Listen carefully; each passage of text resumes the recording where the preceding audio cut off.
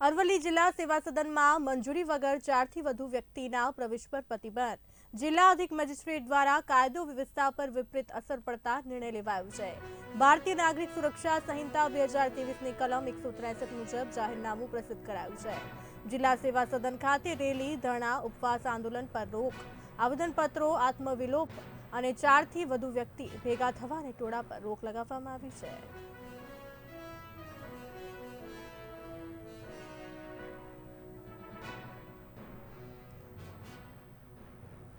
અરવલ્લી જિલ્લા સેવા સદનમાં મંજૂરી વગર 4 થી વધુ વ્યક્તિના પ્રવેશ પર પ્રતિબંધ મૂકવામાં આવ્યો છે. જિલ્લા અધિક મેજિસ્ટ્રેટ દ્વારા કાયદો વ્યવસ્થા પર વિપરીત અસર પડતા નિર્ણય લેવાયો છે. ભારતીય નાગરિક સુરક્ષા સંહિતા 2023ની કલમ 163 મુજબ જાહેરનામું પ્રસિદ્ધ કરાયું છે. જિલ્લા સેવા સદન ખાતે રેલી, ધરણા, ઉપવાસ અને આંદોલન પર રોક, આવેદનપત્રો, આત્મવિલોપ, 4 થી વધુ વ્યક્તિ ભેગા થવાને ટોળા પર રોક લગાવવામાં આવી છે. અરવલ્લીથી સમાચાર.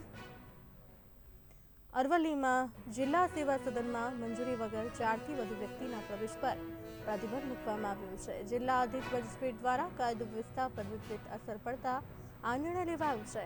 ભારતીય નાગરિક સુરક્ષા સંહિતા 2023ની કલમ 163 મુજબ જાહેરનામું પ્રસિદ્ધ કરાયું છે.